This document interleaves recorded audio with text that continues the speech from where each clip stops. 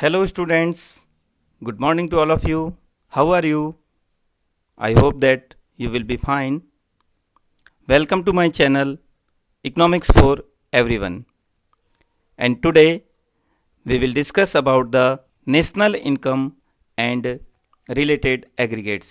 Simple term में जो national income होती है वो पूरे देश की इनकम होती है। जैसे किसी परिवार की टोटल इनकम हम निकालते हैं, परिवार में 5 सदस्य है, उनमें से 3 मेंबर अर्निंग मेंबर है, तो उन तीनों के द्वारा जो अर्निंग की जाती है तो वो उस फैमिली की इनकम होती है। इसी टाइप से हमारे देश में जो अर्निंग रेजिडेंट्स है उन सब की इनकम को हम अगर जोड़ेंगे तो वो हमारी नेशनल इनकम होगी। अब रिलेटेड एग्रीगेट्स, नेशनल इनकम के लिए टर्म यूज किया जाता है NNPFC, मतलब net national product at factor cost. और नेशनल इनकम से मिलते जुलते और टर्म भी होते हैं, जैसे कि GDPFC, gross domestic product at factor cost, NDPFC, net domestic product at factor cost. इस टाइप से कई रिलेटेड एग्रीगेट्स होते हैं जिसकी स्टडी हम इस लेसन में करेंगे। मान लीजिए नेशनल इनकम किसी देश की 500 करोड़ है, तो उसके रिलेटेड एग्रीगेट्स की वैल्यू हो सकता है 505 करोड़ हो, 502 करोड़ हो, या फिर 498 करोड़ हो। तो इस टाइप से नेशनल इनकम और उसके रिलेटेड एग्रीगेट्स में थोड़ा बहुत डिफरेंस होता है। If we want to do the detailed study about the national income and related aggregates, we have to know some important concepts that we must know before learning national income and related aggregates. So these concepts are gross investment, depreciation, which is also called consumption of fixed capital, net investment, capital loss, factor income, transfer income, domestic territory, domestic income, normal residents of a country and non residents, national income, factor income from abroad, factor income to abroad, NFIA means net factor income from abroad, factor cost and market price. इन सभी concepts के बारे में जब आप लोग अच्छी तरह से जान जाएंगे तभी आप नेशनल इनकम की डिटेल्ड स्टडी कर सकते हैं। So now we will do the detailed study of all these concepts. First, gross investment. So what is the gross investment? It is the addition made to the existing stock of capital. Suppose किसी देश में existing stock of capital 100 crore है और उस stock में हम कुछ value और जोड़ते हैं। वैल्यू और जोड़ने का मतलब हम कुछ इन्वेस्टमेंट और कर रहे हैं। जो हमारे पास पहले से कैपिटल 100 करोड़ रुपए हैं उसमें हम कुछ और जोड़ेंगे। मान लो कि हमने 10 करोड़ और जोड़ दिया तो हमारा कैपिटल का स्टॉक हो गया 110 करोड़। कैपिटल के स्टॉक में हमने 10 करोड़ का एडिशन किया है तो वह हमारा ग्रॉस इन्वेस्टमेंट होगा। नेक्स्ट कॉन्सेप्ट है डेप्रिसिएशन। अब डेप्रिसिएशन क्या होता है? It refers to fall in the value of fixed assets due to normal wear and tear and expected obsolescence. Normal wear and tear, generally हम देखते हैं कि किसी फर्म में कोई मशीनरी यूज़ होती है तो उस मशीनरी के प्रोडक्शन प्रोसेस में यूज़ होने की वजह से डे बाय डे उसकी वैल्यू कम हो जाती है। मान लो कोई मशीन 10 लाख रुपए की है और उसकी लाइफ 5 साल है, कि हर 1 साल में उसकी 2 लाख रुपए की वैल्यू कम हो जाएगी। 1 साल यूज़ करने के बाद में उस मशीन की वैल्यू 8 लाख रुपए रह जाएगी। तो 1 साल और यूज़ करने के बाद, मतलब टोटल 2 साल यूज़ करने के बाद उसकी वैल्यू 4 लाख डेप्रिशिएट हो जाएगी और अब उसकी वैल्यू 6 लाख बचेगी। इसी टाइप से धीरे धीरे करके 5 साल बाद में उसकी वैल्यू 0 हो जाएगी, क्योंकि हमने उसकी लाइफ टाइम ली है 5 साल के लिए। तो इस टाइप से हर साल उसके यूज़ होने की वजह से उसकी वैल्यू में कुछ कमी आती है, उस वैल्यू में उसकी वैल्यू कुछ डेप्रिशिएट होती है, तो वो हमारा नॉर्मल टर्म में डेप्रिसिएशन होता है। एंड एक्सपेक्टेड ऑब्सोलेसेंस, ऑब्सोलेसेंस का मतलब होता है कि कोई भी चीज़ प्रचलन से बाहर हो जाती है। प्रचलन के बाहर होने के 2 कारण हो सकते हैं, एक टेक्नोलॉजी और दूसरा उस प्रोडक्ट की डिमांड। टेक्नोलॉजी में चेंज आने की वजह से कुछ मशीनें आउटडेटेड हो जाती है, नई टेक्नोलॉजी की मशीनें हम यूज़ करने लग जाते हैं, तो वो एक प्रकार का ऑब्सोलेसेंस हो जाएगा, क्योंकि वो मशीन अब प्रचलन से बाहर हो जाएगी, वो उसका यूज़ है वो प्रोडक्शन प्रोसेस में नहीं हो पाएगा, तो वो होता है ऑब्सोलेसेंस।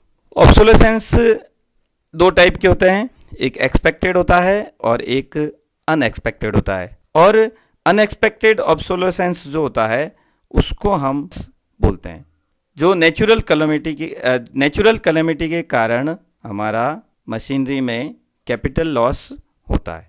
अगला कॉन्सेप्ट हम ले रहे हैं net investment. So net investment is equal to gross investment minus depreciation. जो हमारा ग्रॉस इन्वेस्टमेंट हुआ है उसमें से हम अगर डेप्रिसिएशन की वैल्यू बाहर निकाल देंगे तो हमारे पास जो रियल में जो इन्वेस्टमेंट की वैल्यू है वो बचेगी।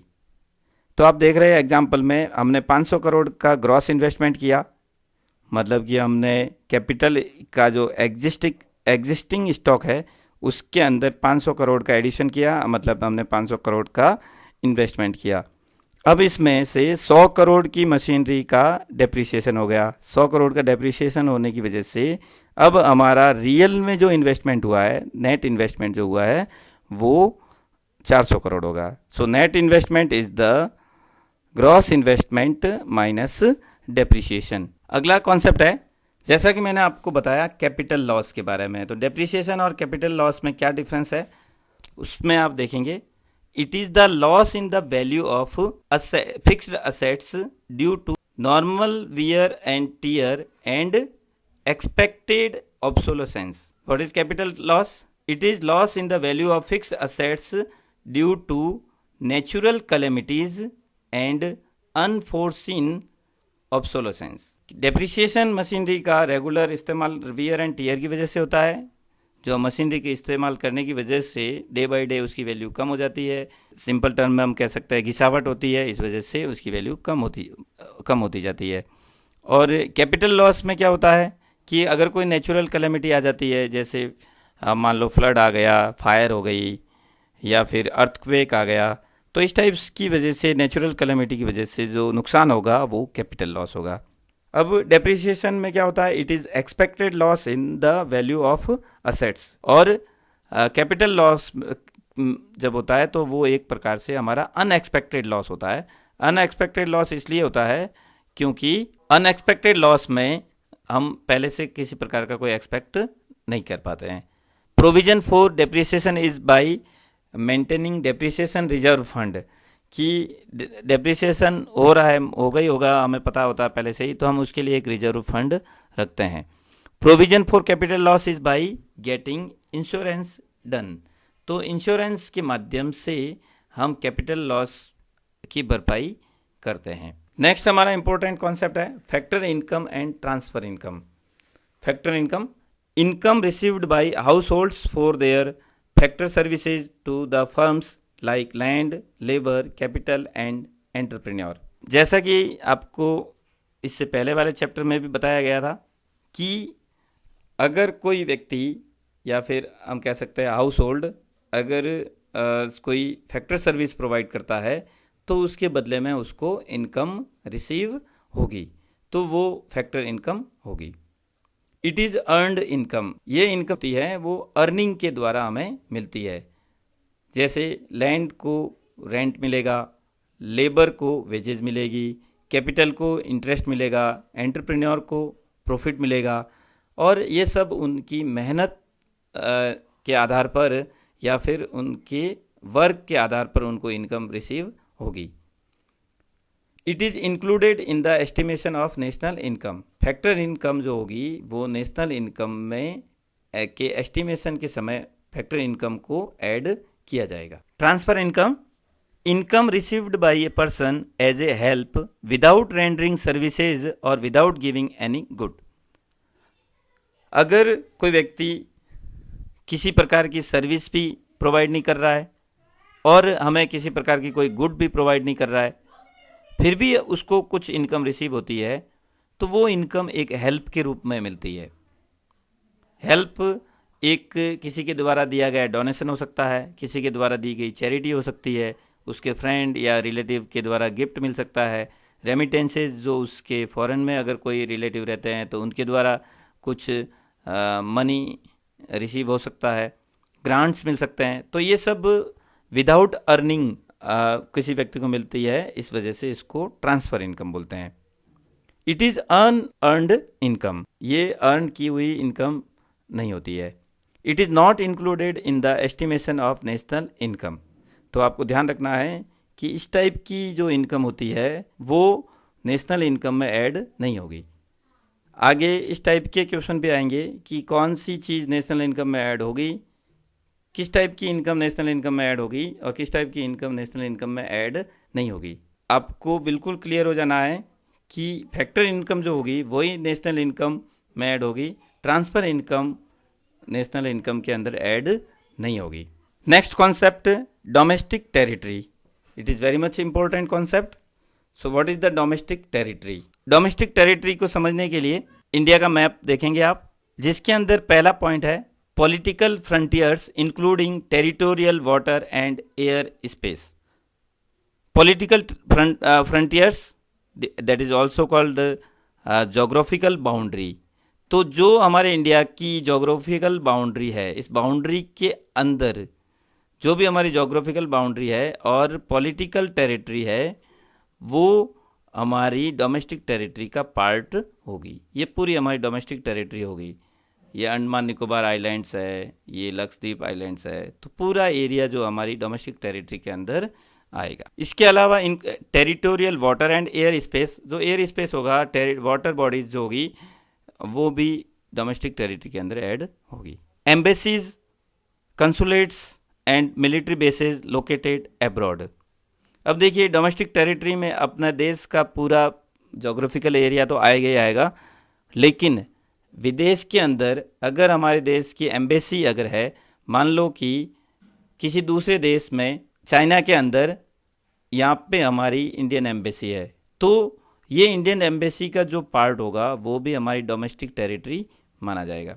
इसी टाइप से पाकिस्तान के अंदर हमारी एम्बेसी है तो वो भी हमारा डोमेस्टिक टेरिटरी का पार्ट माना जाएगा। इसी टाइप से कोई यूरोपियन कंट्री है यहाँ पे, तो यूरोपियन कंट्री के अंदर हमारी कोई इंडियन एम्बेसी है, तो एम्बेसी का जितना भी जो भी एम्बेसी इस जोग्राफिकल एरिया के बाहर है तो वो भी हमारी डोमेस्टिक टेरिटरी में होगा। अब हमने देखा, जैसे एग्जांपल लिया पाकिस्तान के अंदर ये जो आपकी इंडियन एम्बेसी है तो वो हमारी पॉलिटिकल टेरिटरी या जोग्राफिकल बाउंड्री के अंदर तो नहीं आता, वो जोग्राफिकल बाउंड्री के बाहर है। लेकिन जब हम डोमेस्टिक टेरिटरी की बात करेंगे तो एम्बेसी इंक्लूड होगी। कंसुलेट्स वो होते हैं जो हमारे, जिसको हिंदी में कहेंगे वाणिज्य दूतावास। वाणिज्य दूतावास जो होता है वो कंसुलेट्स होता है। हमारे इंडिया के रिप्रेजेंटेटिव या फिर हम कह सकते हैं इंडिया के जो ऑफिशियल्स कॉमर्शियल पर्पस से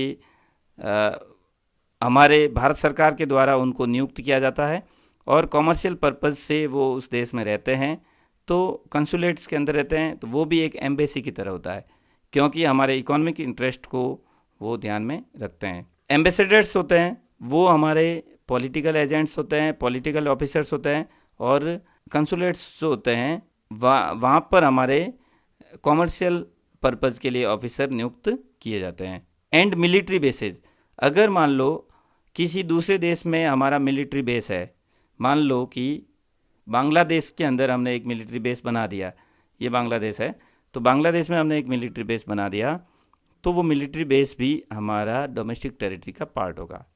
ships, aircrafts etcetera operated by Indian residents. तो हमारे इंडिया के कोई रेजिडेंट है और उनके द्वारा ऑपरेट किया हुआ शिप और एयरक्राफ्ट है तो वो भी हमारी डोमेस्टिक टेरिटरी का पार्ट होगा, जैसे कि इंडियन एयरलाइंस है। Fishing vessels, oil and natural gas rigs etcetera operated by residents in the international waters. Fishing vessels जो फिशिंग के लिए इस्तेमाल किए जाते हैं और ऑयल और नेचुरल गैस रिग्स होती है, तो वो भी अगर हमारे पॉलिटिकल टेरिटरी के बाहर होता है लेकिन हम उसको डोमेस्टिक टेरिटरी में इंक्लूड करते हैं। तो बहुत ही इंपॉर्टेंट कॉन्सेप्ट है, इसको बिल्कुल अच्छी तरह से समझना है। हमारे देश की डोमेस्टिक टेरिटरी में कौन कौन सी चीज़ें ऐड होती है। अब इसका अपोजिट भी समझना है। जब हम कहते हैं कि हमारी एम्बेसी जो कि विदेश में है, इसी टाइप से फॉरेन एम्बेसी जो हमारे देश के अंदर है, तो फिर वो हमारी डोमेस्टिक टेरिटरी का पार्ट नहीं होगा। मान लीजिए पाकिस्तान में हमारी एम्बेसी है, तो एम्बेसी वाला जो ये पाकिस्तान के अंदर इंडियन एम्बेसी का पार्ट हमारी डोमेस्टिक टेरिटरी है, तो इंडिया में पाकिस्तानी एम्बेसी का पार्ट जो होगा वो पाकिस्तान की डोमेस्टिक टेरिटरी होगी। इसी टाइप से इंडिया में अमेरिका की एम्बेसी भी होगी, तो अमेरिका की एम्बेसी जो होगी वो वाला एम्बेसी वाला जो पार्ट है, एम्बेसी की जो बिल्डिंग होगी, अमेरिकन एम्बेसी की जो बिल्डिंग होगी वो अमेरिका की डोमेस्टिक टेरिटरी में काउंट की जाएगी। इसी टाइप से मिलिट्री बेस, अगर अमेरिका ने हमारे किसी देश जगह पे, मान लो कि कोलकाता में अमेरिका ने एक मिलिट्री बेस वहाँ पे बनाया है, तो वो मिलिट्री बेस है वो अमेरिका की डोमेस्टिक टेरिटरी में गिना जाएगा। तो इस टाइप से आपको समझना है कि कौन सी चीज़ें इंडिया की डोमेस्टिक टेरिटरी में आएगी और कौन सी चीज़ें फॉरेन कंट्री की डोमेस्टिक टेरिटरी में आएगी। इसको समझने के लिए कुछ एग्जाम्पल लिए गए हैं, तो उन एग्जाम्पल को आपको समझना है। पहला प्रश्न इसके अंदर है, Indian embassy in Australia. Australia के अंदर हमारी इंडियन एम्बेसी है, तो वो क्या हमारी डोमेस्टिक टेरिटरी होगी?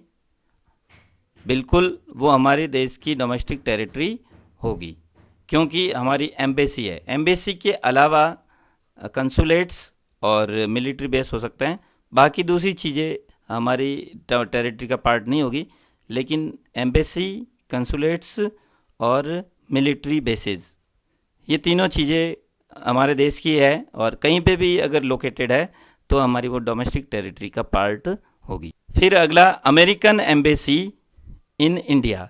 इंडिया के अंदर अमेरिकन एम्बेसी है, तो वो हमारी डोमेस्टिक टेरिटरी का पार्ट नहीं होगी, क्योंकि वो अमेरिका की डोमेस्टिक टेरिटरी का पार्ट होगी। सेकेंड क्वेश्चन है, branch of American bank in India. American bank की ब्रांच है, लेकिन वो हमारी टेरिटरी के अंदर ही मानी जाएगी, क्योंकि बैंक है वो एम्बेसी नहीं है। ये ध्यान रखना है कि अमेरिका के बैंक की ब्रांच अगर हमारे देश में है तो वो अमेरिकन टेरिटरी का पार्ट नहीं है, वो इंडिया की टेरिटरी का पार्ट है। और अगर अमेरिका की एम्बेसी है तो वो अमेरिका की डोमेस्टिक टेरिटरी का पार्ट होगा। तो दूसरे क्वेश्चन का जो उत्तर होगा, it will come under Indian domestic territory. Fourth question, branch of an Indian company in London. Indian company की एक ब्रांच लंदन में लोकेटेड है, तो वो किसी कंपनी की ब्रांच है, वो एम्बेसी तो है नहीं, वो ब्रिटेन की डोमेस्टिक टेरिटरी में आएगा। Branch of an Indian company in London, Indian company की ब्रांच लंदन में है, तो वो लंदन की डोमेस्टिक टेरिटरी का पार्ट होगा, इंडिया की डोमेस्टिक टेरिटरी का पार्ट नहीं होगा। इंडियन कंसुलेट्स इन फ्रांस, फ्रांस के अंदर इंडिया का वाणिज्य दूतावास है, तो वो हमारी डोमेस्टिक टेरिटरी का पार्ट होगा। Branch of state bank of India in France, France के अंदर स्टेट बैंक की ब्रांच है, तो स्टेट बैंक की ब्रांच जो होगी वो फ्रांस की टेरिटरी में आएगी, हमारी इंडिया की डोमेस्टिक टेरिटरी में नहीं आएगी। Indian military forces sent to maintain peace in Syria, military forces जो होगी वो हमारी इंडियन डोमेस्टिक टेरिटरी का पार्ट होगी। Microsoft office in India, India के अंदर माइक्रोसॉफ्ट कंपनी का ऑफिस है, तो वो इंडियन टेरिटरी का पार्ट। डोमेस्टिक टेरिटरी के अंदर जो इनकम जनरेट होगी वो इनकम हमारी डोमेस्टिक इनकम होगी।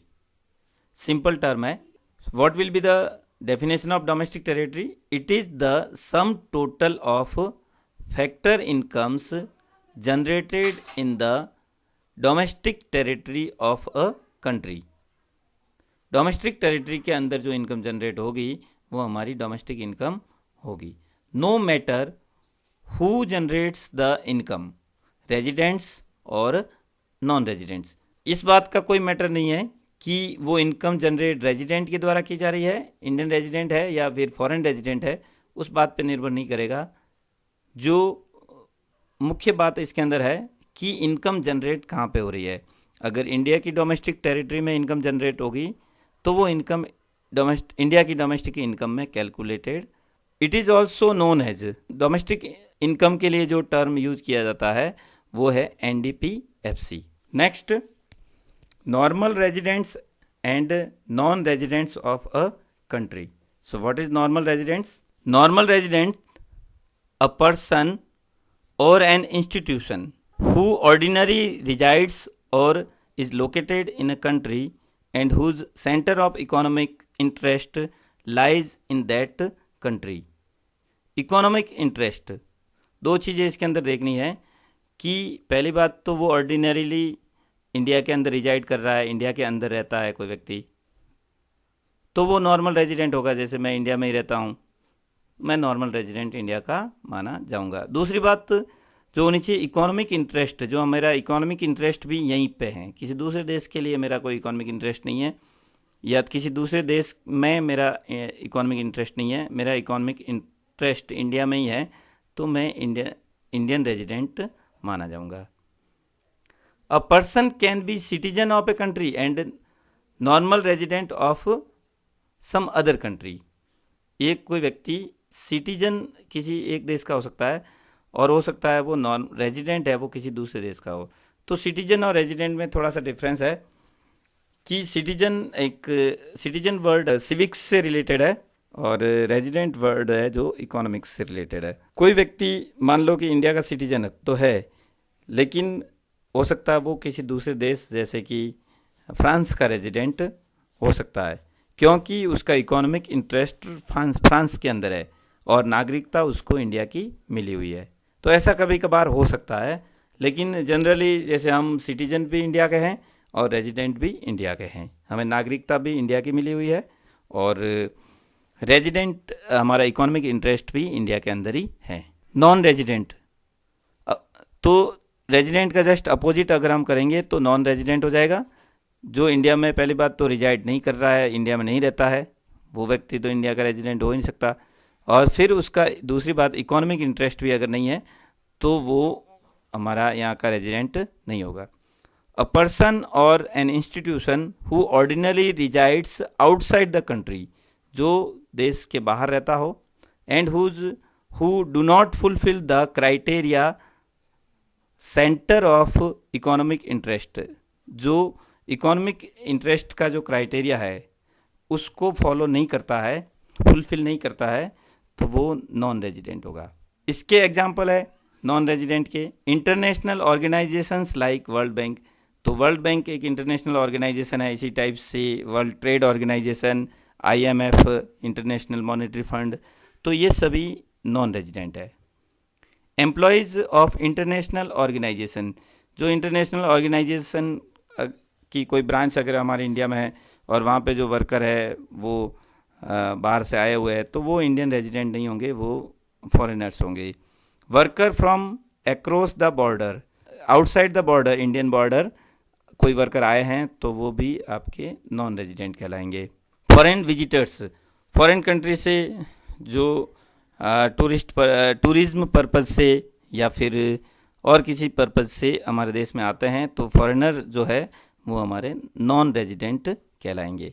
Identify the following as normal residents of India. आपको आइडेंटिफाई करना है कि कौन नॉर्मल रेजिडेंट होगा और कौन नॉन रेजिडेंट होगा.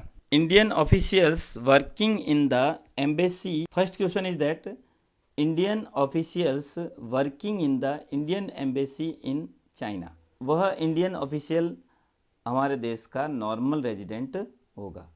फिर an American tourist who stays in India for 2 months, अगर कोई अमेरिका का टूरिस्ट है और 2 महीने तक हमारे देश के अंदर रहता है तो वो अमेरिका का रेजिडेंट है, हमारे देश का रेजिडेंट नहीं है। फिर तीसरा प्रश्न है Indians going to Australia for watching the cricket match, India के लोग जो ऑस्ट्रेलिया में क्रिकेट मैच देखने के लिए जाते हैं तो रेजिडेंट तो वो इंडिया का ही है, ऑस्ट्रेलिया में कुछ समय के लिए रुकेंगे तो वो नॉर्मल रेजिडेंट कहाँ के होंगे, इंडिया के होंगे। जो इंडिया के हैं उसको हम टिक लगा रहे हैं और जो इंडिया के नहीं हैं उसको हम क्रॉस करेंगे। Indian employees working in WHO located in India, world health organisation की ब्रांच जो कि इंडिया में है, तो वहाँ के जो एम्प्लॉय वर्किंग कर रहे हैं, रहने वाले भी इंडिया के हैं, तो वो रेजिडेंट भी इंडिया के ही होंगे। American tourists visiting India for a month to see the commonwealth games, commonwealth games के को देखने के लिए अमेरिका से जो टूरिस्ट आए हैं वो इंडिया के रेजिडेंट नहीं है। Indian going to medical treatment to US जाते हैं, गए हैं वो, तो मेडिकल ट्रीटमेंट के लिए गए लेकिन है वो इंडिया के resident. Indian worker employed in power project of Nepal के पावर प्रोजेक्ट में वर्क कर रहे हैं लेकिन वो इंडिया के रहने वाले हैं, इंडिया में ही उसका इकोनॉमिक इंटरेस्ट है और सिर्फ नेपाल में वो डेली विजिट पे गए हैं। And crossing into Indian territory every week, हर सप्ताह वो वापस इंडियन टेरिटरी में आ जाते हैं। तो ऐसे वर्कर जो होते हैं वो इंडिया के हैं तो इंडियन वर्कर ही होंगे, इंडियन रेजिडेंट कहलाएंगे, इंडिया के वो नॉर्मल रेजिडेंट है। फिर an American citizen visiting India for attending A business meeting, America का सिटीजन अगर बिजनेस मीटिंग अटेंड करने के लिए आता है तो मीटिंग अटेंड करने के लिए आता है तो वो अमेरिका का ही रेजिडेंट होगा, इंडिया का रेजिडेंट नहीं होगा। Indians working in USA embassy in India, जो USA की एम्बेसी हमारे इंडिया में लोकेटेड है तो डोमेस्टिक टेरिटरी तो USA की हो गई, लेकिन जो वर्क करने वाला व्यक्ति इंडिया का ही है तो वो हमारा इंडियन रेजिडेंट है। फिर students from India going to Australia for higher studies, तो स्टडी करने के लिए जो स्टूडेंट्स विदेशों में जाते हैं तो उनका कोई इकोनॉमिक पर्पज़ वहाँ पे नहीं है, इकोनॉमिक इंटरेस्ट भी वहाँ पे नहीं है, तो वो सिर्फ स्टडी करना उनका उद्देश्य है, तो वो इंडिया के रेजिडेंट होंगे। तो इंडिया के रेजिडेंट्स की जो इनकम होगी वो हमारी नेशनल इनकम होगी। So what is the definition of national income? It is the sum total of factor income, sum total of factor income accruing to normal residents of a country, normal resident of a country, no matter where this income generated within the domestic territory or abroad the domestic territory। दो चीज़ें national income में देखनी है, एक तो वो factor income होनी चाहिए और एक वो रेजिडेंट की इनकम होनी चाहिए। फैक्टर इनकम और ट्रांसफ़र इनकम के बारे में मैंने आपको बताया और रेजिडेंट और नॉन रेजिडेंट के बारे में बताया है, तो ये दो चीज़ें नेशनल इनकम के लिए आपको ध्यान रखनी है। अब वो इंडिया का व्यक्ति, इंडिया का रेजिडेंट है, उसकी इनकम होनी चाहिए, चाहे वो अर्निंग भले ही कहीं पे करे, हमारी डोमेस्टिक टेरिटरी में करे या फिर विदेश में जाकर अर्निंग करे, कहीं पे भी वो अर्निंग कर सकता है, डोमेस्टिक टेरिटरी और एब्रॉड। इस टाइप से आपको ध्यान रखना है। क्वेश्चन भी हर साल पूछे जाते हैं बोर्ड के एग्ज़ाम में, कुछ पॉइंट दिए जाएंगे और आपको पूछा जाएगा कि इस व्यक्ति की इनकम हमारी नेशनल इनकम में ऐड होगी या नहीं होगी।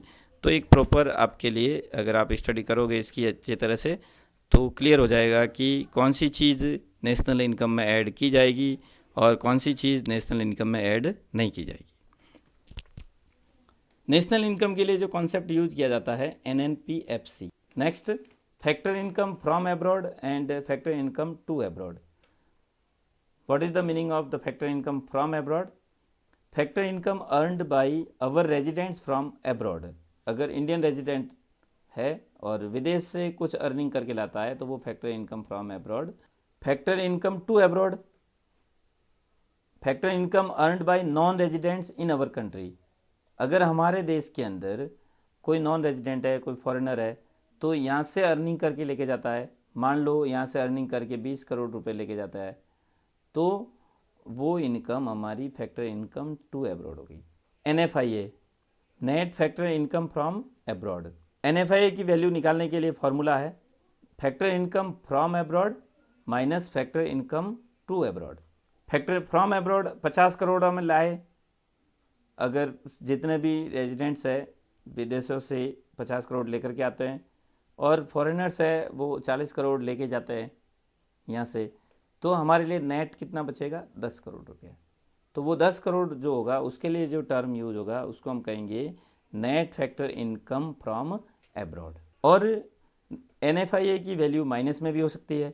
मान लो फॉरेन से हमने इनकम अर्निंग की, फैक्टर इनकम फ्रॉम एब्रॉड अगर मान लो 40 करोड़ है और फैक्टर इनकम टू एब्रॉड अगर 50 करोड़ है, तो 40 में से 50 माइनस करेंगे तो माइनस 10 करोड़ वैल्यू। तो NFIA की वैल्यू प्लस में भी हो सकती है और माइनस में भी हो सकती है। Factor cost and market price. Factor cost और मार्केट प्राइस क्या होती है इसको भी समझना बहुत ज़रूरी है कि नेशनल इनकम जब हम फाइंड आउट करते हैं तो नेशनल इनकम की वैल्यू फैक्टर कॉस्ट पे कैलकुलेट की जाती है और ज़रूरत पड़ने पर हम उसकी वैल्यू मार्केट प्राइस पे भी कैलकुलेट करते हैं। दोनों ही तरीक़ों से हम कैलकुलेट हमें करना होता है। तो yes, what is factor cost? It refers to all factor payments made by the producing units to the factors of production. Factors of production are land, labor, capital, entrepreneur for rendering services in production. Production process में service provide करने की वजह से हम house holds को या फिर factors को फर्म के द्वारा पेमेंट किया जाता है, तो वो फैक्टर कॉस्ट होती है। अगर कोई लैंड रेंट पे देता है तो उसको लैंड के बदले में रेंट मिलेगा। कोई लेबर फैक्ट्री में वर्क कर रहा है तो उसके बदले में उसको वेजेज मिलेगी। अगर कोई कैपिटल किसी को उधार देता है तो उसके बदले में उसको इंटरेस्ट मिलेगा कैपिटल का। एंटरप्रेन्योरशिप करता है तो उसको उसमें फर्म से उसको प्रॉफिट मिल जाएगा। तो इस टाइप से फैक्टर्स को जो पेमेंट किया जाता है वो उस फर्म की फैक्टर कॉस्ट होती है। Market price, it is the price at which a commodity is sold in the market. Market में जिस प्राइस पे उस कमोडिटी को बेचा जाता है उसके आधार पर हम नेशनल इनकम की कैलकुलेशन करते हैं, तो वो नेशनल इनकम मार्केट प्राइस पे कैलकुलेट होगी। तो मार्केट प्राइस जो होती है वो उस किसी भी कमोडिटी को मार्केट में बेचने पर जो पैसा हमें मिलता है, जो प्राइस मिलती है, उसको हम मार्केट प्राइस बोलेंगे। अब मार्केट प्राइस और फैक्टर कॉस्ट एक दूसरे से किस टाइप से इंटर रिलेटेड है? मार्केट प्राइस की वैल्यू निकालनी है और फैक्टर कॉस्ट की वैल्यू गिवन है, तो फैक्टर कॉस्ट में इनडायरेक्ट टैक्स प्लस करना है और सब्सिडी माइनस करनी है, तो हमें मार्केट प्राइस की वैल्यू मिल जाएगी जैसा कि एग्जांपल में दिया है। फैक्टर कॉस्ट 170 है तो कैलकुलेशन के आधार पर मार्केट प्राइस की वैल्यू 185 आ जाएगी।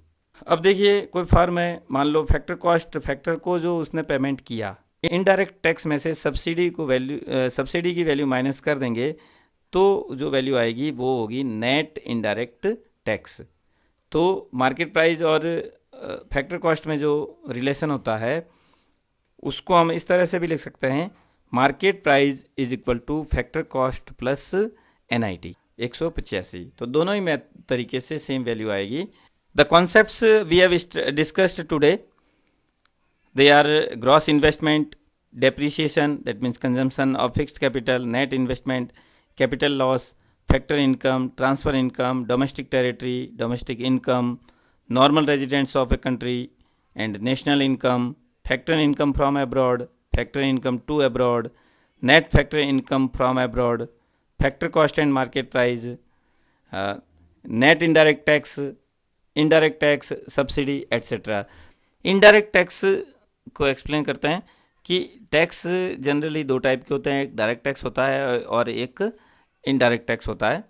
Direct tax is the tax in which the person cannot shift his tax burden to other person, and indirect tax is the tax when tax payer can shift his burden to the. तो indirect tax जैसे कि GST है, GST एक indirect tax है, तो indirect tax की value इसके अंदर ली जाएगी, डायरेक्ट टैक्स की वैल्यू इसमें नहीं ली जाएगी। तो अभी हमने जो लेसन पढ़ा उससे रिलेटेड कुछ क्वेश्चन करेंगे और ताकि आपकी अच्छी तरह से प्रैक्टिस हो जाए और आपने कितना पढ़ा उस चीज़ को आप अच्छी तरह समझ सको। Goods which are purchased for resale are final goods capital goods, intermediate goods, none of these. तो रीसेल के लिए जो गुड्स परचेज की जाती है वो इंटरमीडिएट गुड होती है। Fall in the value of assets due to expected obsolescence. Expected obsolescence होगा जिसके बारे में हम पहले से हम एक्सपेक्ट कर रहे हैं कि हमारी इतना टेक्नोलॉजी में चेंज हो सकता है और उस टेक्नोलॉजी डिमांड में इतना चेंज हो सकता है, तो वो एक्सपेक्टेड ऑब्सोलेंस होता है, तो उसको डेप्रिसिएशन के अंदर शामिल किया जाता है। डेप्रिसिएशन में रेगुलर वियर एंड टीयर या फिर normal wear and tear and expected obsolescence आएगा। तीसरा प्रश्न, normal residents of India, an official working in Indian embassy in America. America के अंदर स्थित इंडियन एम्बेसी में वर्क करने वाला ऑफिसर इंडिया का नॉर्मल रेजिडेंट होगा, क्योंकि इंडियन एम्बेसी में वर्क कर रहा है और वो इंडिया का ऑफिसर है, तो नॉर्मल रेजिडेंट इंडिया का होगा। Indian visiting Japan as tourist, India का रेजिडेंट है और जापान में टूरिस्ट पर्पज़ के लिए जाता है, तो वो नॉर्मल रेजिडेंट इंडिया का होगा। Indian working in WHO located in India, WHO world health organisation के ऑफिस में वर्क करता है लेकिन वो इंडिया का है, तो वो भी नॉर्मल रेजिडेंट इंडिया का होगा। तो इसके अंदर सही उत्तर होगा all of these. Salary paid to worker is an example of transfer income, government revenue, factor payment, none of these. तो इसका सही उत्तर होगा फैक्टर पेमेंट। सैलरी एक सैलरी के रूप में फैक्टर को पेमेंट किया जा रहा है, तो ये फैक्टर पेमेंट होगा। Aggregate used for domestic income, domestic income के लिए जो एग्रीगेट यूज किया जाता है वो होता है NDPFC, net domestic product at factor cost. A car purchased bye a dealer of cars, a car purchased bye a dealer of cars, car के डीलर के द्वारा कार परचेज की जाती है, तो वो रीसेल के लिए पर्पज से परचेज की जाती है, तो इसका सही उत्तर होगा intermediate good. National income is the sum of factor incomes accruing to nationals, economic territory, residents, both residents and non residents. तो ये CBSE 16 में पूछा गया क्वेश्चन है, तो इसका सही उत्तर होगा रेजिडेंट। रेजिडेंट्स की फैक्टर इनकम को नेशनल इनकम में कैलकुलेट किया जाता है। Depreciation of fixed capital assets refers to normal wear and tear, foreseen obsolescence, normal wear and tear and foreseen obsolescence, unforeseen obsolescence. तो इसके अंदर सही होगा C, normal wear and tear जो मशीनरी का यूज होता है वो भी डेप्रिसिएशन में शामिल होगा, और एक्सपेक्टेड टेक्नोलॉजी में चेंज या एक्सपेक्टेड डिमांड में चेंज जो आता है वो भी हम डेप्रिसिएशन में शामिल करते हैं। ये क्वेश्चन भी 16 में पूछा गया है। Unforeseen obsolescence of fixed capital assets during production is consumption of fixed capital, capital loss, income loss, none of these. तो इसका सही उत्तर होगा कैपिटल लॉस, क्योंकि ये अनफोर्सिन है, और अगर फोर्सिन होता है तो वो डेप्रिसिएशन होता है। GST was introduced in 2008, 2010, 2015, 2017। तो इसका सही उत्तर होगा 2017। Fill in the blanks. Goods are the goods which are used for producing other goods, जो गुड्स दूसरी गुड्स को प्रोड्यूस करने के लिए यूज होती है, तो ऐसी गुड्स को हम बोलेंगे कैपिटल गुड्स। सही उत्तर होगा capital goods. Gifts, donations, old age pensions are factor payments और ट्रांसफर पेमेंट्स। तो इसका सही उत्तर होगा ट्रांसफर पेमेंट, क्योंकि इसके बदले में व्यक्ति न तो कोई सर्विस प्रोवाइड करता है और न ही इन सब चीज़ों के बदले में कोई गुड प्रोवाइड करता है। Next, territory is the geographical territory administered by the government with in which persons, goods and capital circulate freely. तो इसका सही उत्तर होगा domestic. Domestic territory is the geographical territory administered by the government with in which persons, goods and capital circulate freely. तो हमारी Indian geographical territory के बारे में मैंने आपको बताया, तो वहाँ पे कोई भी चीज़ है वो आसानी से इधर उधर हम सर्कुलेट कर सकते हैं। Question number 14 is the difference between factor income earned by normal residents from abroad and factor income paid to non residents in domestic territory. तो इसका सही उत्तर होगा NFIA, मतलब कि net factor income from abroad. तो इसका सही उत्तर होगा NFIA। So thank you so much my dear students. आशा करता हूँ कि जो चीज़ आपको पढ़ाई गई है वो अच्छी तरह से समझ में आई होगी और आप उसकी प्रैक्टिस करेंगे ताकि आप CBSE बोर्ड एग्ज़ाम में और अच्छे नंबर ला सको और आप अपना गोल अचीव कर सको। Thank you very much.